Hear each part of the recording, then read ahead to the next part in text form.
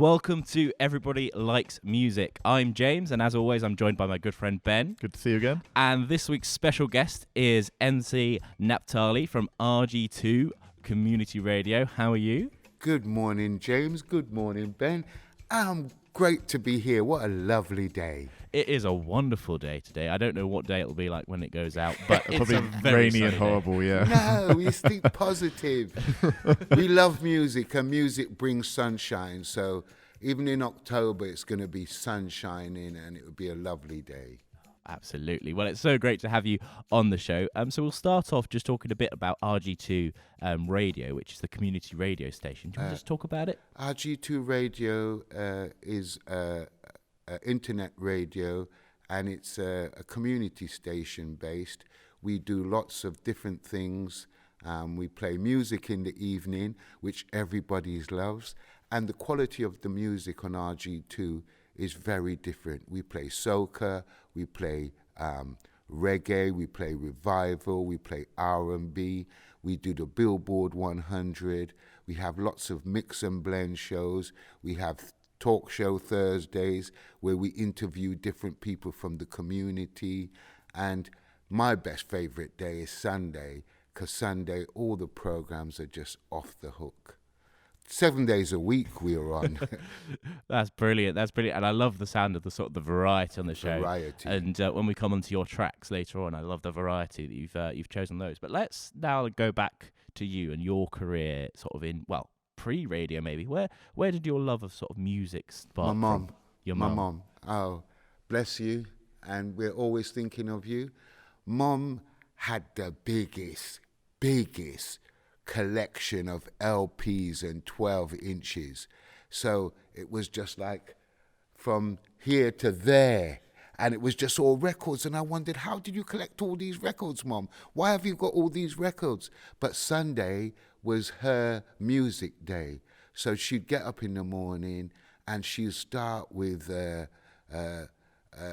Otis Redding, all those types, Sam Cooke, all those type of old, beautiful singers.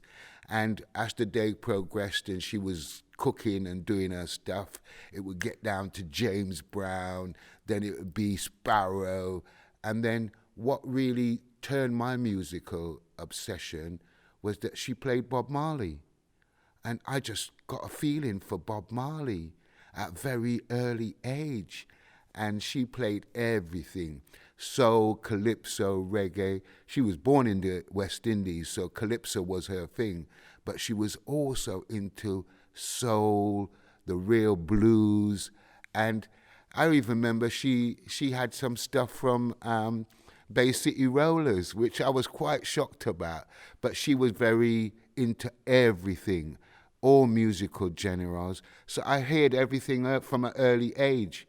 Yeah, I did get into reggae, but I've always had the love of all different types of music, because music, I think, is kind of cultural. You know, the parents don't know that they're actually passing down everything that they've learned and gained, passing it to you, and then you kind of pass it to your next generation. But they have their own things. They have their own, but they still listen to you, what you play. And I think I've got to give Mom 100% credit for my musical. It sounds like she kind of just opened up your musical palette, and just, especially those Sundays, sound wicked. Those. I know, I'm sort of jealous. Starting off mellow and just partying on into the. But that was a thing that was very common in all black West Indian homes. We had this thing called the gram. You wouldn't understand. It's a gram. It was this big thing. And it had a deck inside of it with the needle, and it had the little tuners, and all the records were kept in there. And the gram was like, it didn't get played till Sunday. All the rest of the week they were working, and then when Sunday came, the gram would come on. And you had all these little 45s, which people don't even know about no more. A 45 with a hole in the middle. Why did they put the hole in the middle? But then you had to get and then my uncle who we were living at the time, he used to hide the hole because he knew I would go and play the record. So then I had to learn to put my hand in the middle and make the record go round so then I could play it when they were out at work. The gram was mine during the week. It sounds to me like you had to earn your listening to your music a lot more than setting it all up and and getting yes. it going. What was your go-to if you managed to figure it out and put it on? What would be your go-to? Well, that time it was a long shot, kicky bucket, and I was thinking, what does long shot, kicky bucket mean? Because at the time you're young, and then because she used to listen to a lot of Sparrow, I didn't understand the lyrics until I got older, and Sparrow was talking about sex all the time. His tunes were just sex related, but he put them in such a way it was palatable, and they could be played on the airwaves. But he had so much, everything he did was like, I was listening to a tune by Sparrow the other day, and he was saying, the lizard, because in the Caribbean we get lizards. So the lizard came into the classroom, and all the class was watching the lizard, and the lizard made its way, and it ran up the teacher's leg. And Sparrow made a song about that. So he just made, his lyrics were totally uncontemporary. He was a total phenomenon. And even up to now, Sparrow is still one of the biggest calypsonians. Although he's gone, his records are still played, and everybody gets their mentor from Sparrow, just like a lot of people in reggae get their mentor from Bob Marley and the Wailers, you know. So let's move on then from your childhood and your upbringing. How did that lead you into going into radio and sharing your music? First of all, I got asked to play at the girls. I used to go to Sutton School, which is just past where the university is. And at that time, Sutton School was a boy and girls school. So the boys never got to see the girls until lunchtime or after school.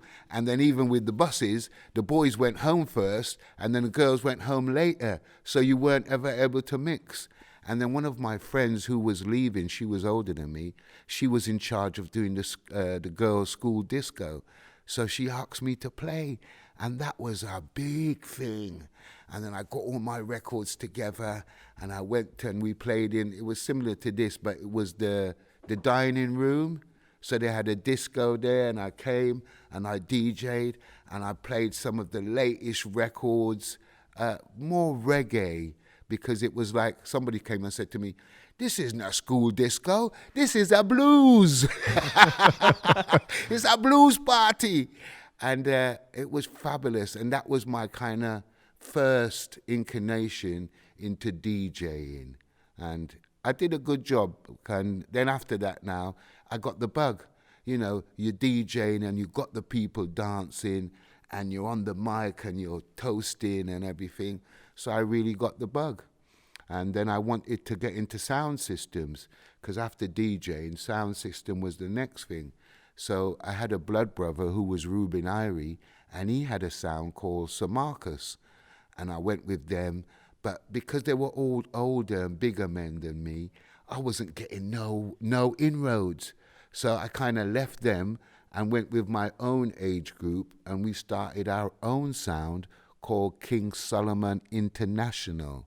And that's where all the music from Mom and her learnings actually came into play. Because then King Solomon, took 2 years to build the sound, and then we played out the first time, and it was absolutely crazy. It was just packed. And we chose the name King Solomon because King Solomon was the wise man, and he also had lots of women around him. And that dance, we couldn't believe it. It was 75-25. All girls. And that was my introduction into sound system. And then luckily, my cousin who was in London, and he was in a very big sound called Mombasa, and he knew I was building my sound, and he said, do you want to come up and play with us?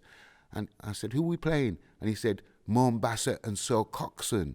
Well, Sir Coxsone's sound was the biggest sound in England at the time.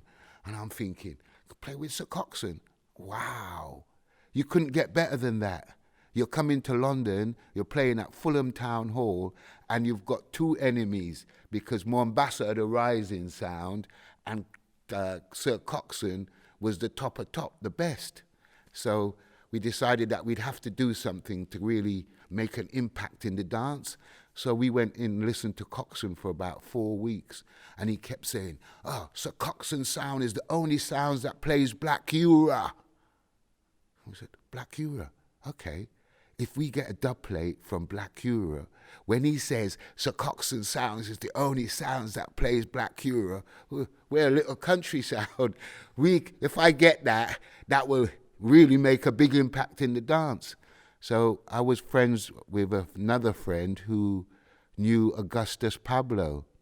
So we sent to Jamaica and asked Augustus Pablo if he could get us a Black Eura dub plate. And he did. And that dub plate was called General de a Penitentiary. And it's got Sly and Robbie on the bass and the drums. And it goes boo, boo, boo, boo, boo, boo, boo, boo. And it was wicked. So then I said, Augustus, can you do us a special just for you? Just you. And the special he did was called Burial. So we played the General, and after the General, we're now going no burial. But Augustus Pablo was a melodica player, and one of the greatest melodica player there was. And to have a dub plate that was exclusive just to King Solomon, the night I couldn't wait. I had my little suitcase with my little dub plates in there, my 4 dub plates. And when we're in there now, we've gone up there at 5 o'clock, set up, and Coxsone comes in, and he's got a table like that, and all underneath it, all you can see is dub plates and dub plates and dub plates and more dub plates. And then he comes in and he just, because we're a little country sound, they've never heard of us, they just put their boxes in front of us, really taking liberties. So that's winding me up. So all night now I'm waiting, because I know what they're going to do. I've seen you do it every week. Coxsone sound is the only one that plays Black Euro. So when it has to go in timing.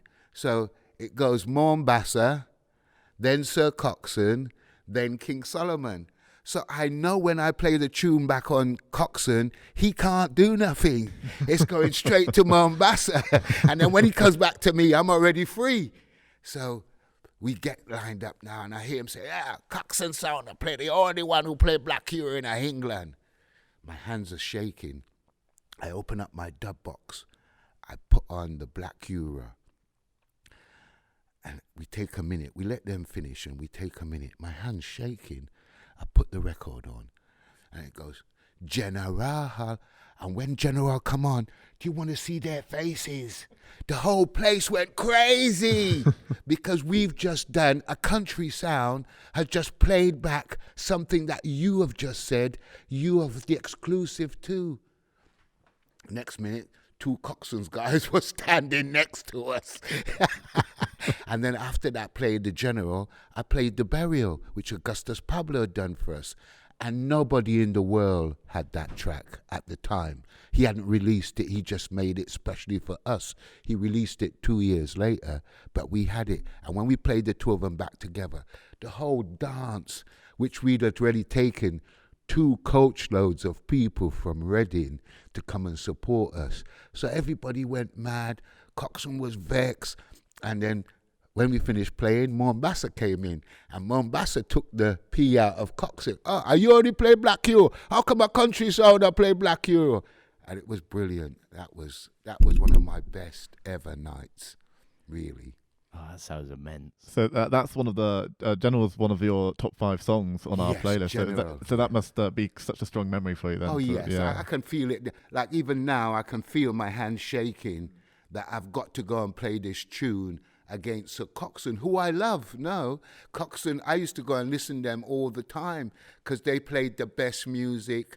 They had music that was coming out from Jamaica that nobody else had. So if you wanted to hear exclusives, you went to Coxsone. So to actually play an exclusive back on him was a special, very special night. Very special. So we've talked a bit about Bob Marley, and you've chosen Get Up, Stand Up as one of your songs. Why did you choose that? When I look back on life, I just think I'm so lucky. You know, being in the right place at the right time, having family who were in the music, having my mom who just loved music. And this first Bob Marley album was this man with like afro, not combed, just rebellious, just cool. And one evening my friend goes to me, let's go to see Bob Marley. Well, I ain't got no money. Let's go and see Bob Marley. I ain't got no money for train fare, ain't got no money for tickets. Come. We got to the train station, we bunked the train station, we got to Paddington, we bunked the underground, we got to Lyceum Ballroom where Bob Marley was playing, and there was thousands of people outside who wanted to get in and couldn't get in because they didn't have tickets, and it was absolutely rammed inside. And there was 3 of us, me, Sasa and Fish. Well, somehow Fish goes, let's go. I said, go where? He goes, make a run for it. Straight through. If the bouncers come, duck, go, and I'll see you inside.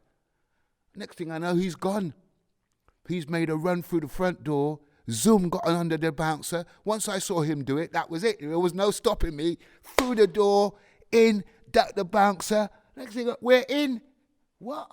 And I couldn't believe it. Bob Marley's on. I'm inside the Lyceum ballrooms, and there's no black people. It was all hippies, and I didn't know Bob Marley had such a white fan base. It was off the hook. I'm coming into this party, this concert, and there's hippies sitting on the floor, not standing up. It was fabulous. And they've all got bags of ganja. This is not real. It's not real. How can this be in London? And it's all hippies on the floor, and they've got black bags of ganja. Everybody's smoking. The place is off the hook. So we went, the Lyceum Ballrooms is the floor, and then the service quarters is right at the top. So we went right to the top of the service quarters, and you could see this fantastic big picture of His Imperial Majesty Haile Selassie I in gold on the stage. I'd never seen that before. This big picture of this black king with his gold crown, and he was all ingrown, and my body started to, and we got higher, and as we got higher, the smoke was getting higher. I'd never seen nothing. I'm 15. I've never experienced nothing like this. Then we got to the top, and it was Ansel Collins, and they were doing the warm-up. And then Bob came on, and it was mystical. He came on, and it was like, he was a very small man. He was smaller than you, Ben. No, Ben, he was smaller than you. But on the stage, he just looked like this 10-foot giant. And just the way how he had the people in his hands and all the songs, and they just rolled them out. And then all of a sudden, this big black bag just got thrown onto the stage, and Bob ran and picked it up and took it backstage. So we're right up high now, and we can only see the what they call the stage background, but we can see over it. You can't see right over it. And then halfway through one of the songs, Bob just leaves the musicians playing, and he's gone backstage. And we're sitting at the top, and all we can see is this big thunderstorm of smoke rising and coming up. And then when he came back on, he was like mystical. He was in a vibe. And I don't know if you've ever seen it, but he's got this pose when he's at Lyceum Ballroom where the guitar is behind his back, and he's got his arms outstretched. And it was just magical.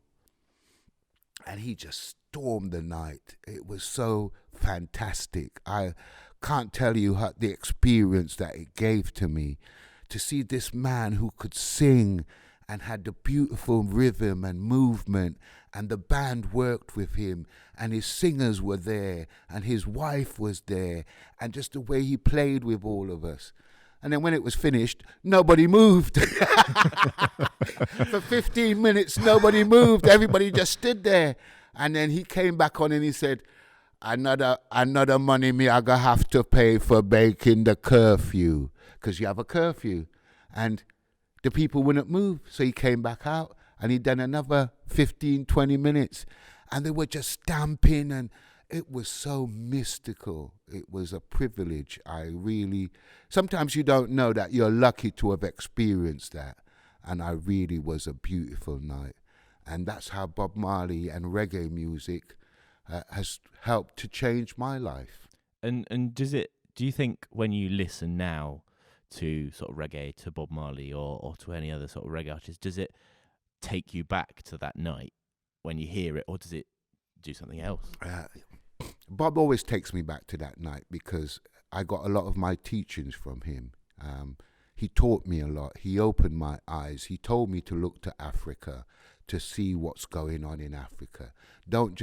And then he actually taught me that don't look in front, don't see what the book's showing you, because the book might be showing you something and there's loads of things behind the book.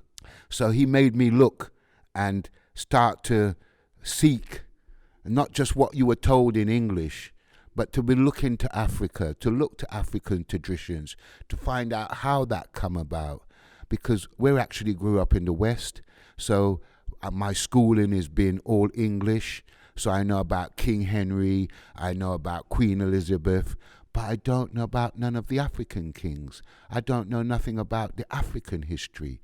And Bob opened my eyes to that. So yeah, he's helped to form me as a person. And when I hear him, there's nobody who can compare to Bob Marley. But right now, I would say not one of the Marley families, but Chronix is growing into the type of Bob Marley type figure. So we could talk about, how we can improve Western schools and teaching Black history for a long time. But as we're a music podcast, I'd just like to ask you, do you think that there's a place to kind of use sort of Black artists and the music of Black artists as a way to introduce children of all cultures, particularly children who want to look into their own culture, and sort of music as a gateway into then them opening up their education? You've got it there, James. Music is education. I would say for myself that learning and finding Bob Marley has changed my life, because if I didn't find my Bob Marley at that time, I probably wouldn't have been a Rasta man. I probably wouldn't have been how my life is shaped, because after seeing Bob Marley, I went to Ghana. I helped to build a school. I helped to build a dam, voluntary, not going to work for money, but he taught me that you have to go and experience things. So he did change my life and what I presumed life was going to be. And he's taken me on a musical journey that after I realized that Bob never used to stay nowhere for more than a day or two. He'd be in London, then he'd go to Brighton, then he'd go there, and he was always on tour. And he was always on tour all over the world, and he smashed all the records. In Ireland, the biggest ever show is Bob Marley and the Wailers, the biggest ever show. And it's like that all over.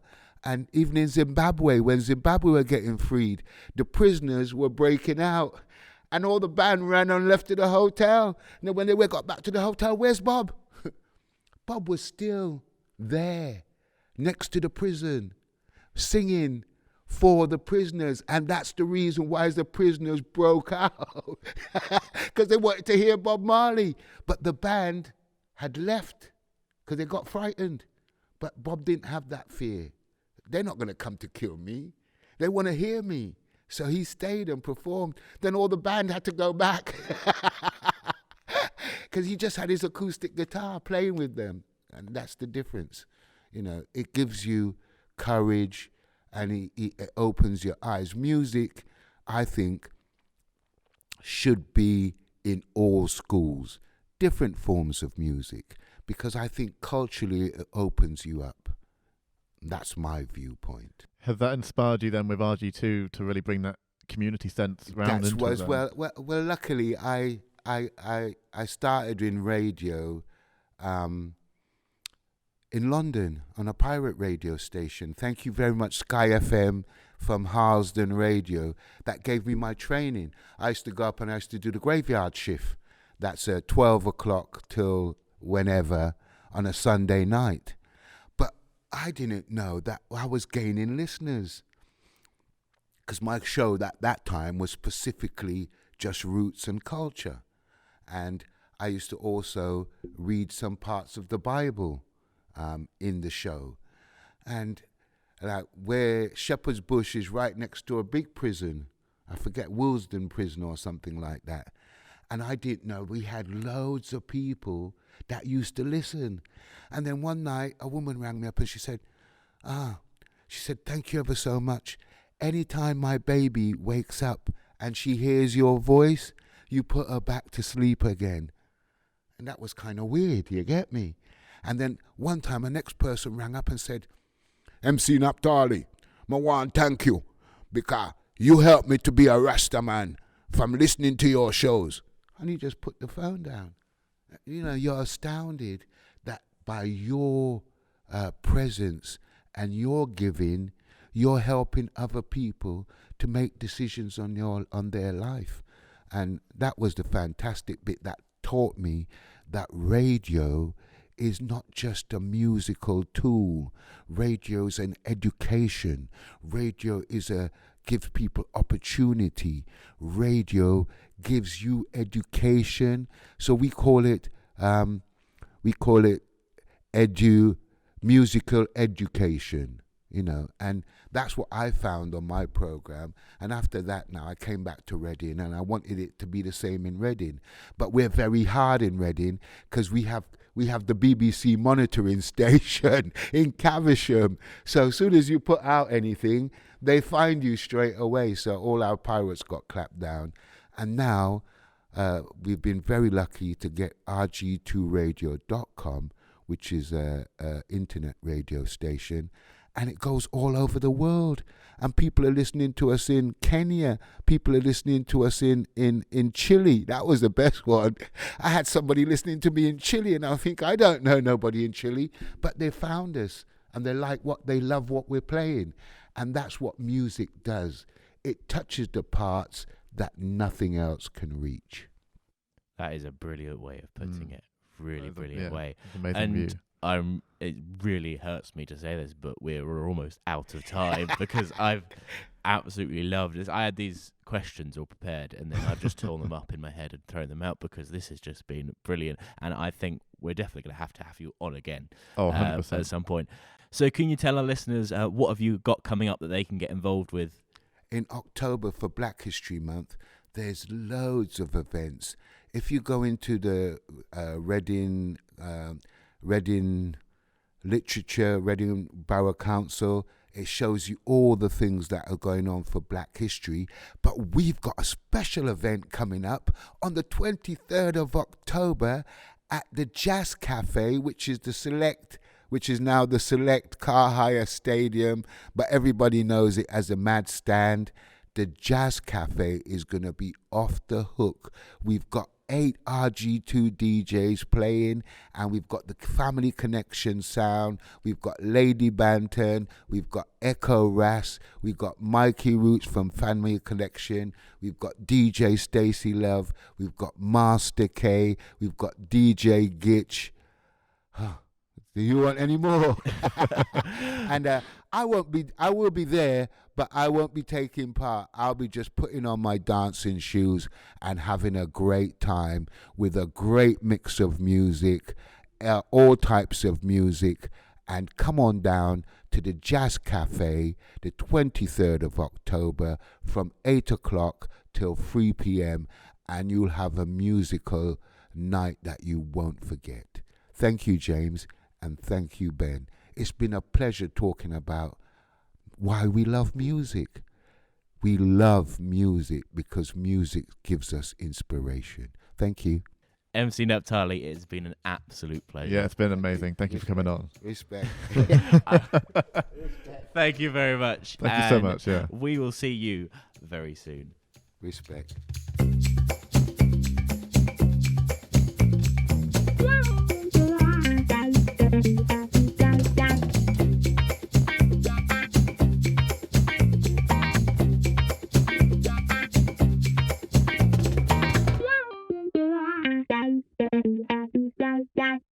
If you enjoyed that episode of Everybody Likes Music, don't forget to subscribe to the channel below. And follow us on Spotify, where you can find all of the music that we talk about in the podcast, as well as some of James's and mine's favourite tracks.